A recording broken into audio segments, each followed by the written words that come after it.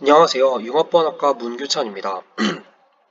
오늘은 머신러닝에 대한 개요를 중심으로 머신러닝이 무엇인지, 전통적인 방법과의 차이는 무엇인지, 그리고 대표적인 회귀와 분류 기법까지 핵심 내용을 간단히 설명드리겠습니다. 우리가 자주 사용하는 유튜브 추천, 스팸 필터링, 얼굴 인식 기능처럼 머신러닝은 이미 우리 생활 깊숙이 들어와 있는 기술입니다. 이번 발표를 통해 머신러닝이 어떤 원리로 작동하는지 감을 잡는 데 도움이 되었으면 합니다.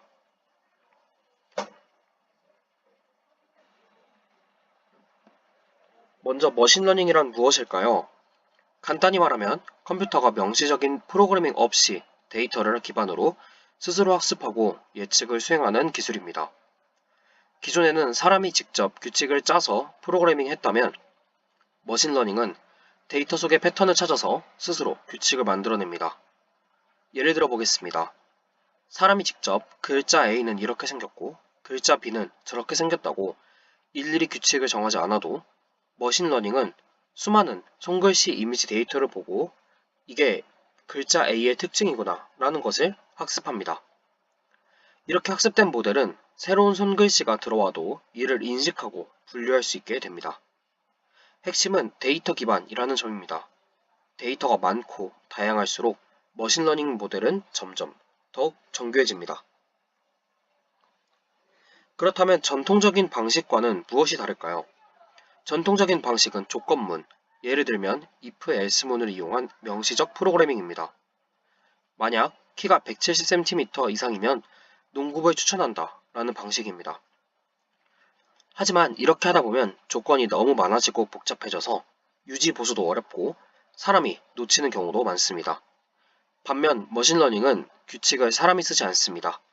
데이터를 통해 직접 규칙을 발견합니다. 예를 들어 수많은 학생의 키와 운동 능력 데이터를 학습한 머신러닝 모델은 키 외에도 다양한 요인을 고려해 누가 농구부에 적합한지 예측할 수 있게 되는 것입니다.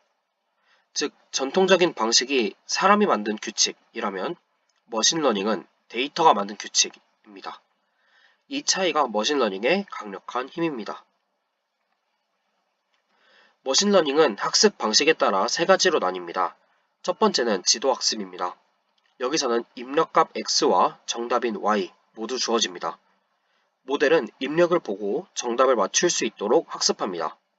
스팸 메일 분류, 시험 점수 예측 등이 이 예시가 될 수 있습니다.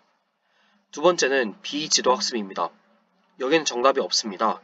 대신 데이터 안에서 구조나 패턴을 찾아냅니다. 고객 군집화, 데이터 차원 축소 등이 예시가 될 수 있습니다. 세 번째는 강화학습입니다. 보상과 벌점 시스템을 통해 최적의 행동을 학습합니다. 대표적인 예가 알파고나 자율주행 자동차입니다. 시도와 실패를 반복하며 점점 더 나은 방향을 학습합니다. 이 세 가지는 머신러닝이 실제 문제를 어떻게 다루는지 이해하는 데 중요한 틀을 제공합니다.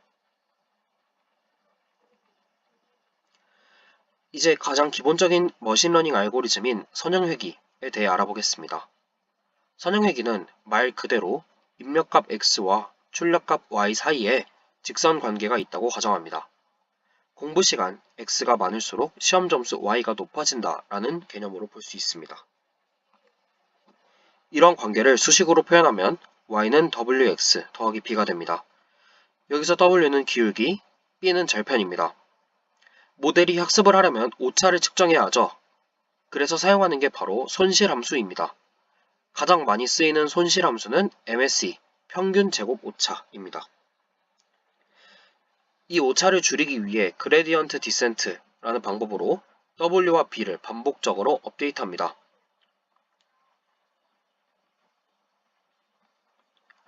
선형회귀는 연속적인 수치 예측에 사용되지만 로지스틱 회귀는 분류 문제, 특히 이중 분류에 사용됩니다. 핵심은 시그모이드 함수입니다. 이 함수는 입력값을 받아 0에서 1 사이의 확률도 변환합니다. 예를 들어 어떤 이메일이 스팸일 확률이 0.8이라면 일반적으로 0.5 이상이면 1로, 0.5 미만이면 0으로 분류합니다. 이렇게 로지스틱 회귀는 선형회귀의 확장으로 확률 기반 분류 문제에 활용되곤 합니다. 현실에서는 하나의 변수만으로 결과를 예측하는 경우는 드뭅니다. 예를 들어 집값을 예측할 때 면적만 보는 게 아니라 방수, 층수, 지역 등 다양한 특성을 함께 봐야 하죠. 그래서 머신러닝에서는 다중 입력을 사용합니다. 수학적으로는 벡터와 행렬 연산으로 처리합니다. 행렬 연산의 장점은 무엇보다도 병렬 처리에 효율적이라는 점입니다.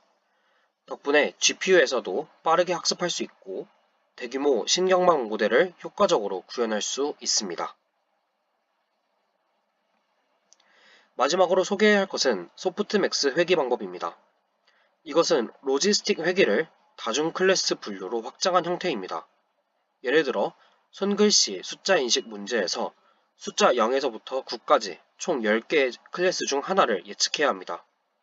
소프트맥스 함수는 각 클래스마다 확률 값을 할당하고 가장 높은 값을 가진 클래스를 선택합니다. 이렇게 확률 분포로 해석할 수 있고 손실 함수로는 크로스 엔트로피라는 것을 사용합니다. 마무리하겠습니다. 오늘 말씀드린 내용을 요약하면 다음과 같습니다. 머신러닝은 데이터를 기반으로 스스로 학습하는 기술입니다. 회귀, 분류, 확률 기반 예측 등 다양한 문제에 활용됩니다. 선형회귀, 로지스틱 회귀, 소프트맥스 회귀는 가장 기본적인 알고리즘입니다. 머신러닝은 보안, 의료, 자율주행 등 앞으로의 핵심 기술로 자리 잡고 있습니다. 이상으로 발표를 마치겠습니다. 감사합니다.